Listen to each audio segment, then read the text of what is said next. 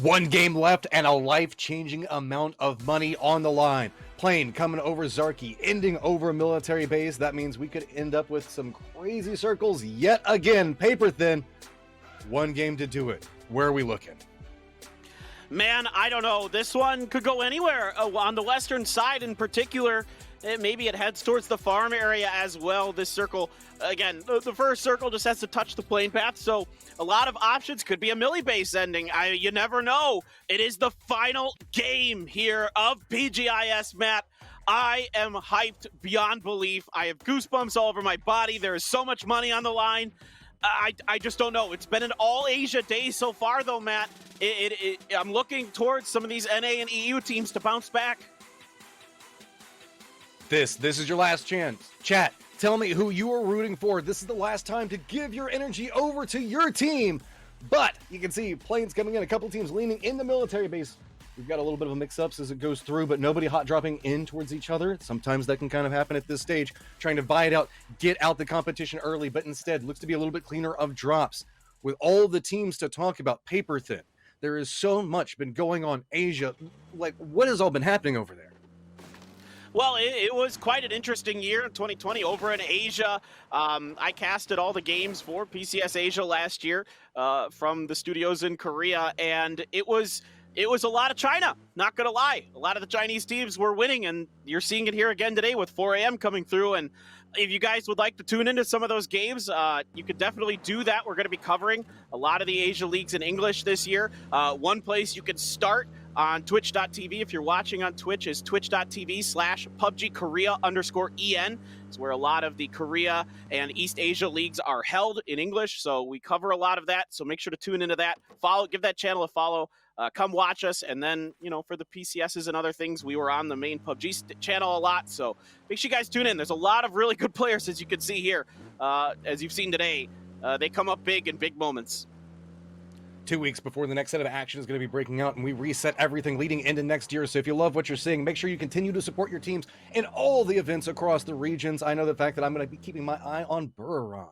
I gotta see what those guys got cooking for next year. All right, so Circle, the way it's set up, very strong for FaZe. We know that these guys like to play around Milta. We've seen them playing in a strong position from this point beforehand. Tiemba has been making a little bit more of a name for themselves today, but it's a little bit late on the tick for them. It feels like them, Daytrade, Oath, Afrika Freaks, DXG, really are just X-Factor teams at this point to see like what wounds and what damage can they inflict on these guys that are fighting for the top. Because look, 4 a.m., Soniqs, 2 points separate out these two different teams. Zenith nipping on their heels. Multi-Circle Gaming, after stringing along a set of games today, right back behind them. Then Infantry, T1, and Shoot to Kill, who was at the top 3 earlier. So you can see that this is just getting so chaotic. Just 1 point behind those Buriram, just 1 point behind that is Team Liquid. There is still so much on the line for this last game, because if somebody can pop off, there is still the opportunity. Yeah, Zenith is one of those teams absolutely still in the equation to win this. FaZe is going to watch. They're going to wait for the last car, try to get some shots in. AT, though, just with an iron sight AK, not really able to find many connections with it. I'd say anybody that's typically I go within about 20 points of the top spot, it probably has a chance if they can win. And look at that, almost $6.2 million. You guys are crazy. The support has been amazing. Thank you so much. PUBG Esports is just wonderful. These games have been amazing throughout this entire tournament. Thank you to the players, the coaches, the analysts, the staff for all these teams, the production companies that put this together, all the other talent, all the other wonderful people we work with, Matt, across all different languages and regions. There's so many people to thank. It takes so many people to put this together. It's just a wonderful experience. And thank you to PUBG Corp for putting this on as well. $6 million prize pool. I feel like we're PBS right now. This is all brought to you by viewers like yourself. So thank you so much, guys. Biggest FPS prize pool in history. And that's all on you guys and the support. So if anything, it's good to see PUBG going strong. Speaking of going strong, Multi-Circle Gaming making their approach into the circle, trying to figure out where they're going to play, and it's going to be around the cratered position. This is an interesting place to try to claim early, but the hillsides for it are quite strong. If we see the shift into Lumberyard, there's a lot of good rotations and a lot of vision to be had here. 4 a.m., who's been absolutely on fire right now, running a split of their own with a lot of control of the center of the circle. Yeah, so they're kind of getting ahead of the split that Afrika normally likes to run. Soniqs heading to the south of Potato Mountain, making a later exit than 4 a.m. Infantry, don't count them out either, guys. These guys can pop the heck off. They can come up big in clutch moments. They did it last year. They won a PCS over in Asia, and they're nuts. Longskirts, as you saw, he's just a phenom. The guy is just a wonderful talent. I think I saw a snake from a tweet from Snakers during the break that said that Longsker isn't human, and I tend to agree with that. That guy is something else. Tianba heading by Oath. Oath put some shots into them. Mings is going to send himself down to the other side of the hill. Lorena, he might try to stop up and put some damage in. Godby reaching out towards EJ a bit and kind of just getting a little bit of information and then driving around. Godby is kind of a solo player, Matt. He really likes to drive around by. I mean, it's just scouting with bullets, but looks like Tiemba is pushing with cars. See, Pat Caps has an idea on where Lorena is at, being patient with this one. You can see the Oath is surrendering this point. Keep in mind, this is not inside the safe zone, so opting into this fight doesn't really favor teams too much. Really, it's about waiting for your opportunity, and Balefrost finds it. Takes a face full of lead for getting the down and the flush onto Lynchun, and Mings is on the hunt for him. Defensive line is still holding for Oath as they do manage to get a retaliation knock. So with this, now I believe it is just going to be M200 that's in the low ground position, trying to see if maybe he can get some retaliation knocks of his own. But Lorena not having any vision on what's going on due to the building and having block out so much of what is happening here. Oath, though, coming in, looks like they're going to bring in reinforcements, try to get the res onto Balefrost, pumping the brakes to make sure that they don't come in a little bit too hot and heavy and give a love tap towards their teammate. So Snaker is now defending up M200, realizing a position, but Relo is creeping up the hillside and could spot out Lorena. I think that Lorena is really caught up in watching what's happening here. So with this, it could be a good play coming out. And yes, Relo spots out M200, and now Lorena is all by his lonesome. He's got the inside track to the safe zone, but where do you go now? You're a solo in the last game of PGI.S. This is going to be hard. That was great timing by Relo. He caught M200 with a frag in his hand when he got the knock, so M200 going to fall down to that. That was a great reposition by him. And yeah, Lorena, not much left that he can do for these teams. Just it's not a bad thing to fight early when you're this far down on the leaderboard. You might as well try to put up some points, try and maybe, who knows, have some kind of miracle huge kill round. You're pretty much out of the money, but you never know. Crazier things have happened. You might as well go for it. I like the idea by Tianba. Back over to Godby. Just put some shots. It's Afrika that's underneath him there. He's just kind of keeping them honest. He's going to go down into the shelter.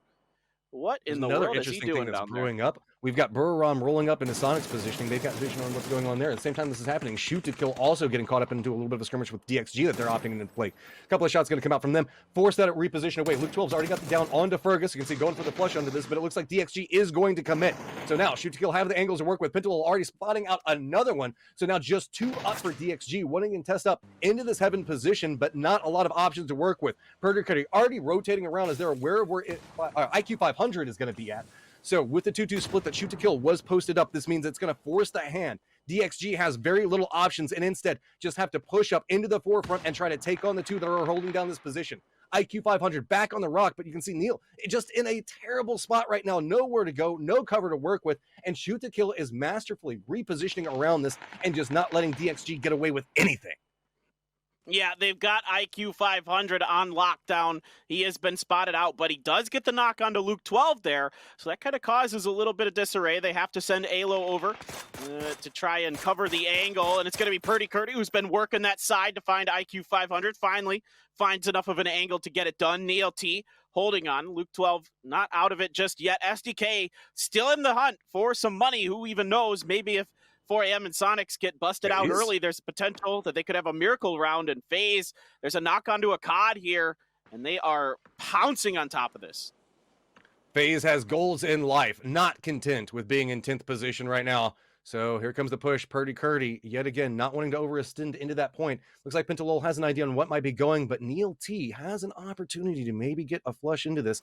Instead, still playing inside the compound itself. Reinforcements now coming in for Afrika Freaks. Took too long. Now FaZe lost their opportunity. The res has already come out for Afrika Freaks, and it's going to be Gustav that does manage to line up another nade. Opportunity continuing to pop off in the favor of FaZe. So can we see them try to find out exactly what's going on? You can see they don't want to push the Snokes. They don't want to overextend into this. They don't want to take 2 risky of a fight, instead waiting for the reward to benefit them. The problem comes into play with the circle shifting into this. This is a very, very popular compound, and we might see somebody that tries to capitalize into it. Meanwhile, Shoot to Kill back into this fight, knows where Neil T is, and pushing into the smokes. Alo has a read on it, spots him out, and there we go. Division X, the first team to be eliminated from the last round of PGI.S. Yeah, efficiently done by STK. That's a nice 4-point win in this round to start this off, and now can kind of catapult themselves potentially to a chicken dinner and then put themselves in the conversation for at least to be in the money if they can get that win. So Akkad and Hikari, oh boy, right outside of it. He's not fooled at all. Going to get Akkad, and now another one is going to be taken down by Gustav.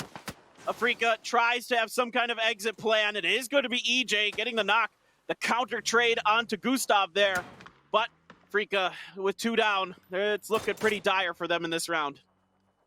Patience pays off for FaZe Clan. Getting 2 early kills into it, and you can see it's getting a little bit more messy. Third party's being a little bit more active. EJ goes down as well. Just 1 member up for Afrika Freaks. He's going to go ahead and run himself over. Probably threw himself out of the vehicle to try to deny a point. So with this, Afrika Freaks now out. Oath running up the hillside has spotted out T1, who is trying to contest for these top spots as well. Already 1 member down and flushed. Oath sitting on 4 kills already.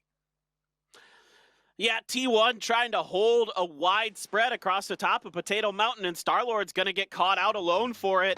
That's not ideal. T1 very much in the conversation for Bunny. Oh, here comes a pull-up from Infantry. Counter pull-up from Genji. Double spray from Esther. Gets 2 members of Infantry. Loki gets out down below the beach. Pio is knocked, but looks resible. Infantry, this could be their tournament lives over. They could find themselves out of the money if they're wiped out here.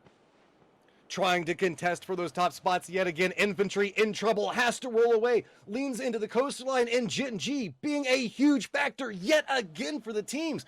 Huge performance. They're just walking through and opening up this leaderboard for so much potential shifts as we look through anything. Code down in the bottom left, but there is so much that's going on, guys. We're trying to make sure that we stick in the moment and what's happening. Oath is continuing their run up in the north, and it looks like they have spotted out Tiemba and are trying to chase them down. Meanwhile, the last remaining member for Infantry trying to roll out of the position. Lorena trying to get out of this spot, and this has been a continued fight. You can see drive-bys coming to play. Lorena just trying to get some distance, but where do you even go? There's teams everywhere. Lorena almost down. No life remaining, really. If anybody spots him out, a quick tap could reveal it. But Soniqs, here's what's happening, and wants the third party of this. Yeah, it's going to be Tiggleton watching, not wanting to pull the trigger just yet. He didn't really have a good enough opportunity probably to get a knock. It would have taken some just absolutely incredible shooting there to get anything going. And now the patience is going to pay off because Pat Caps has rolled up into this. hwinn going to find the headshot. Tiggleton going to get the knock. Here comes the rest of Oath. Oath kind of with not much to play for here. Might just try to ruin the Soniqs' day potentially if they want to try to fight this. Grenades coming out for hwinn. Balefrost has been taken down by Shrimzy. Pat Caps almost bleeding out, and I think this is smart. Snakers and Relo, for any hope to have any kind of longevity in this round, they got to go now. Burram, here's a fight, and you know that Burram has never met a fight it doesn't want to take. There we go. Pat Cap's finally getting flushed out, but Soniqs has to contest with Burram now close to them, and we know that that could be a bloody battle for Soniqs. Circle has popped, and it's just to the west of prison itself. A lot of teams already in phenomenal positions. T1, 4 a.m. already posted up, as well as Shoot to Kill. Lorena did manage to get into this position, as I think that we're going to see Oath rolling through. A lot of teams starting to compress down together, realizing the fact that territory is about to be a commodity. Compounds are going to be fought over, so you have to make sure that you're together and can defend it up. Well, Nawadra's watching the retreating Soniqs, and they are moving back towards the circle, and he's going to let it go. Didn't really find a great opportunity to let loose. And for the Soniqs, they're going to escape the grasps of Buriram for now. Will that be the case moving forward, or will Buriram try to take the fight to them? We are waiting to see. 4 a.m. going to start maneuvering towards a 2-2 split, it looks like, at the Rectangle Compound and the Museum. So that's going to be the setup for our current top leader. They are on top, but Soniqs, with those points they picked up off of Oath, have tied them, but right now 4 a.m. has the kill advantage, so that'll be the tiebreaker if it does come down to that. This is starting to get a little bit risky for these teams. The north is wide open and eating a lot of territory. No team's willing to play it just yet. Infantry's last player has an idea on how to try to find some safety. Nails the landing, jumps out, and should be in a fairly safe spot, except for shoot to kill. You know the commitment onto this one, whenever shoot to kill got the read onto it, is going to make it a little bit harder. I doubt that they're going to push into this. They know it's a solo, but you don't want to surrender that high ground advantage that you got. On the other side of this, Zenith hears what's going on, and you can see a couple of shots, but Alo says no. Every point matters right now, and it looks like he's just going to play this one a little bit more carefully. Shots do ring out. Poonage getting vision on what's going on with shoot to kill. Luke 12 now having to retreat from that point, but Alo now firmly committed into this. It's going to be on covering fire coming from the north, most notably Purdy, Curdy, and Luke 12 to defend him. Yeah, it's really important here for SDK to kind of keep Zenith at bay to allow Alo to get in on this mission. He's going to be looking for something here. He doesn't have any throwables, though, so this is going to be a tough task. He has a lot of smokes, but that's not really what you're looking for to dislodge somebody out of the shack. But Zhao Yang's going to do the job for him, just leaves it, heads into the office. Soniqs going into the shelter here. That's an option that leaves me to think that they didn't really feel like they had a lot of other good ones. Are we going to see the potential of a shelter ending? Genji, Burram, two fan favorites lining up against each other, and it's going to be a lot of Loki popping off right now. Burram, you guys put up a hell of a fight and made a ton of fans, but this is the end of your run, going out in 14th, but presently holding down 8th with Genji nipping on their heels. Those kills onto Burram, just putting them 1 point behind him. That's an odd rotation there from Burram. They were up over to the western side of the circle, went all the way down to the south and right into Genji, who was just doing everything they can to try to get through and pick up as many points, maybe get themselves up into the money spots. And like we mentioned, if they get second, there are some potential things that can happen. But at this point, with 77 and 4 a.m. and Soniqs, it's pretty much out of the realm of possibility, barring the craziest round of PUBG that anybody will ever see. Well, it's shifting over. Prison seems to be where everybody is at. It's the hot new place that's popping off. We've got team upon team trying to find control over that hillside. Multi-Circle Gaming, you can see, firmly committed to it. And it's going to be Alo that spots out Summer. Not necessarily the kill he was on the hunt for, but he will definitely take it. We're going to see Infantry still has their last member up, being rewarded with a big push into this. Multi-Circle Gaming full on committing down into it. And now the two that were opposing each other just a moment ago, defending each other, trying to get harassment onto Multi-Circle Gaming. Tank narrowly making it in the doorway before Zhao Yang gets vision on it. I don't fully understand what MCG is doing here. Going into the prison, even with the circle heading in that direction, is risky. It is very, very risky for a whole lot of reasons, and maybe you'll get the kill onto Zhao Yang. Maybe you will take down Infantry, who was in 5th place behind you. Give yourself a decent chance. T1 and the SDK still alive, though. Still very much within distance to catch up to you. Yes, Soniqs have come out of the shelter. It is Oath that's hanging around out here, just kind of drinking some soda and waiting to see what's going on around them. But Soniqs going to have to start moving. Lorena's going to see the Soniqs put some shots in their direction. That's probably going to alert Oath that something's going on behind them. This is a little bit problematic as the roving band of murderers that is Genji is rolling through. You can see the fact that they're going to be approaching. I don't think that they're going to get firm vision on everything that's happening, but you can see Loki going for the pop-off shot on the 2 motorcycles and 1 in midair. Oh my God, just Loki just destroyed and dismantled every part of Burram by himself. This guy is cracked. That's actually filthy. That is just ridiculous. Loki, again, it might be a little bit too late for Genji. 8 kills is fantastic, but there's only 2 alive now, and the attrition is starting to catch up to them. Back over towards Soniqs. Still have to make a move at some point. Now Genji has rolled up to the party, looking to see if they can maybe third party whatever happens over here. Raylo has been knocked now by Flash from Day Trade. He's going to pick up that point. Vanatica going to get knocked by TGLTN. So that might be the Soniqs kind of changing directions, and that might be right into Pio's waiting arm. They see him behind the tree, though. They know those grenades should be good. Pio just narrowly avoiding being knocked. The Molly going to nip at his heels. It's going to catch him. That's going to be the knock. Now it is just Loki left for Genji. Problems abound on so many different sections of this. We've got FaZe that's rolling up back behind A-Trade, so while they were harassing into this fight, Gen G now in trouble as Soniqs is lining up into them. T1 moving into an advantage position around Zenith's Roth, so you can see fighting now happening outside the safe zone. Roth has been kind of caught out by himself, aware of the fact that he's in a ton of trouble. T1 trying to find the opportunity onto it, but it's going to be a little bit of assistance at range. Roth just dancing around inside the smoke, and Aqua5 can't find him. Roth jukes this one out, and now reinforcements are coming in from Zenith. They realize they have an opportunity. Throwables now coming out. One good toss can absolutely destroy T1 in this position. Yes, there you go. T1 now down and out, presently in 6th, but eliminated. Shoot to kill, only 1 point behind. Yeah, that's going to put T1 out of the money. And I'd say, honestly, it was a really good tournament for T1. I think showing up much better than I would have expected. I think really proving that they are going to be a force to be reckoned with potentially in Korea going forward. It's neither here nor there. Soniqs still 4 up on the edge. It's going to be FaZe below them, 4 AM ahead. This is a big fight. It's going to be a knock on to Godby there from hwinn. Tingleton's going to finish Flash. That's another point there for the Soniqs. They are now ahead of 4AM. 4AM has the cloud card here, Matt. This is super dangerous. And rolling into Soniqs' position of all points. We've got FaZe back behind Soniqs. Soniqs trying to gatekeep out 4 AM. A couple of shots are going to come, and it's going to be shoot to kill that gets the initial knock onto it. Buzzface also looking down in the hillside, gets a knock onto Forever. 4 AM coming in. They were the leaders, but Sonic has stepped up over them, and you can see it is coming apart for them. You can see 4 AM has fought so hard to get into this position with the nade. Gonna roll right in next to Crazy. Doesn't get enough to get the flush onto him, but the second one does. That's going to be 4 AM eliminated, and the doors come open. Now Zenith has an opportunity. Soniqs has the opportunity, but it's going to be FaZe Clan crunching down, trying to deny Soniqs in the exact same way 4 AM just went down.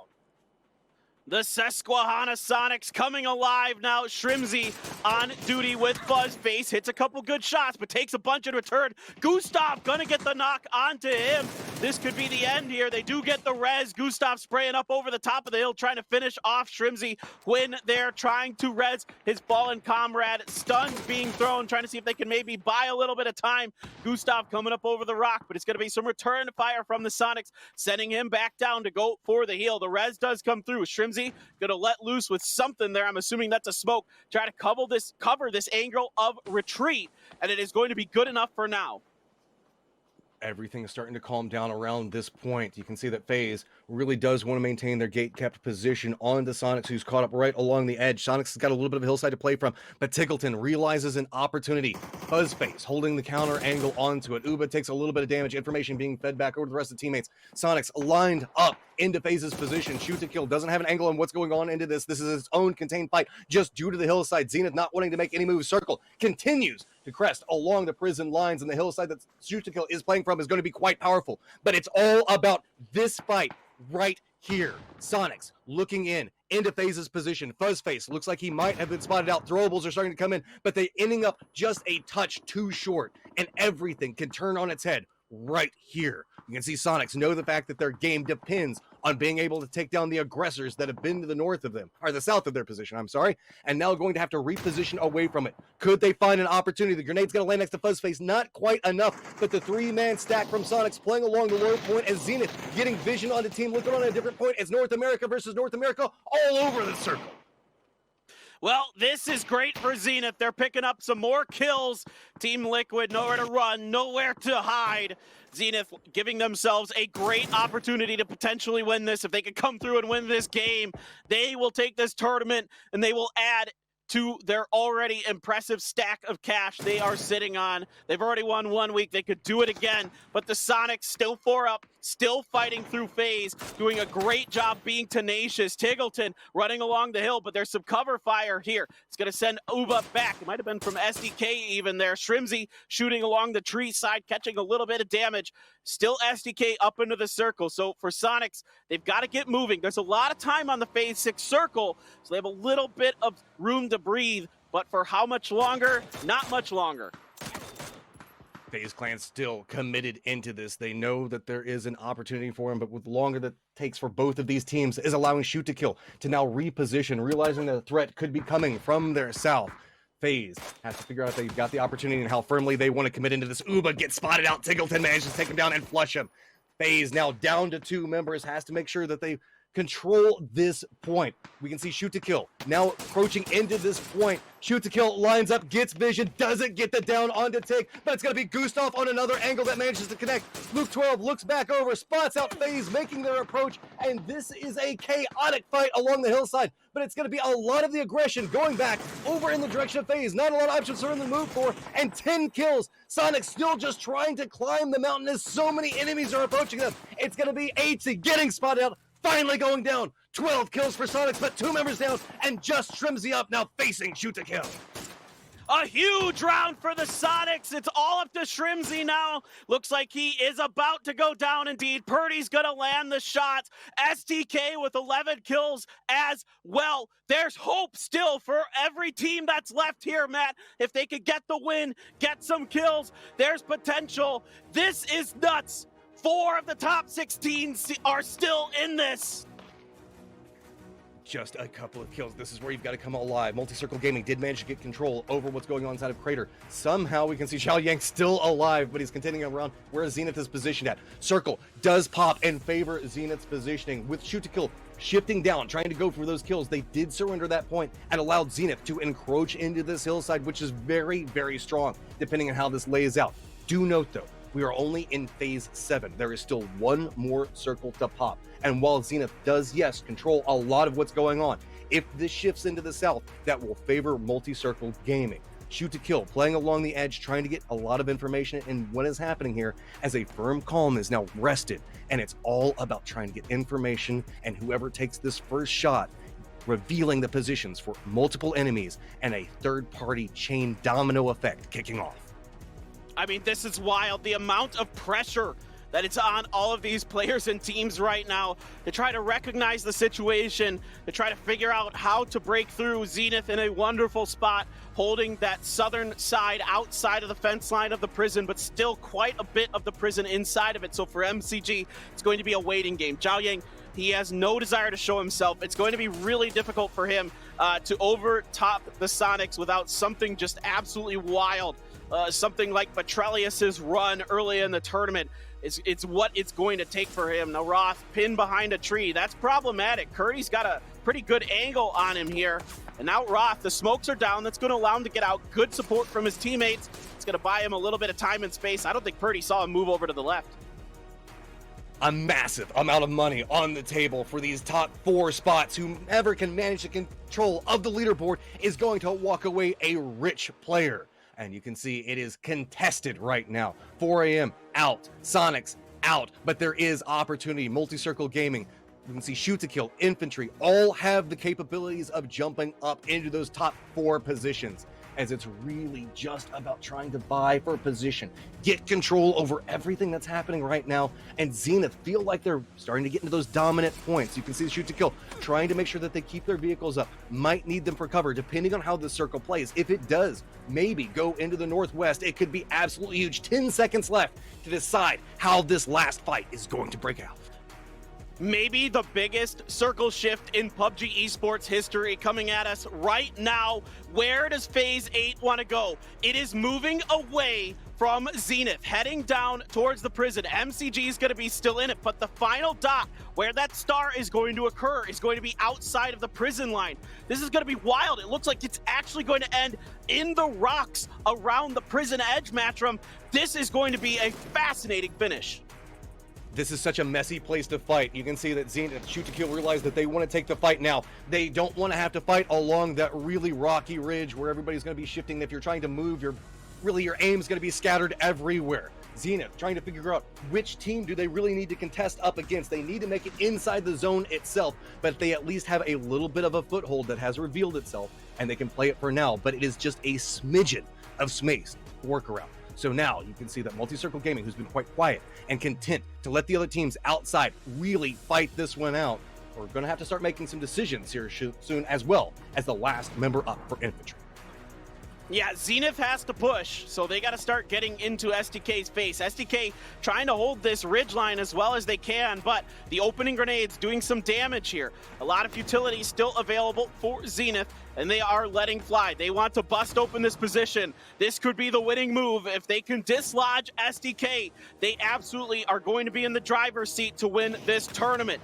Stuns are out. Grenades Shinboy are down. hitting Luke 12 in the face. But yeah, Shinboy gonna get knocked here by Penta. Penta trying to follow up. Kickstart gonna be on duty to watch Zhao Yang and MCG from the prison. Roth is gonna pick up Zhao Yang. Another point in the bag here, but Purdy gonna get the knock onto Punij. Shoot to Kill getting a little bit more control over everything in the west. Multi-Circle Gaming is lining up in the northern part of prison itself, and that means that a pincer point is going to be where Zenith is playing from. Only one member, I believe, up at the time, or two members up at the time, looking to position. It's going to be Kickstart now going down, revealing just now one up for this point. Roth has to play this so cautiously, opposite going for the res, and Shoot to Kill can't commit into it. They know where Multi-Circle Gaming is playing, so Multi-Circle Gaming would have vision on them if they tried to make any play for it. Now, Purdy getting a little bit of an eye on what's happening in Multi-Circle Gaming as they've been leaned in. No kills just yet for Multi-Circle Gaming, because remember, they sent it into this position. They realized the power from this point and how it could propel them into the late game. Purdy gets spotted out by Roth, as again, it's exchanged between these two North American teams, while Multi-Circle Gaming just waits it out. Roth going for the peak, and yet again, another res. Purdy still down for Shoot to Kill off of this. Should be resed momentarily, but it's the circle forcing everybody in. Do note though, Tank has repositioned away from the rest of his team and is now to the south and could catch anybody that crests along this hillside. Well, they've got an opportunity now. They're throwing some of their grenades and other things. Shinboy edging along the blue here. Grenades are out in the back lines. It's going to be Purdy getting knocked by Lingdu. They're going to step up. Zenith is down in third place. They fall short of the Soniqs. STK and MCG duking it out for the final win here at PGI.S.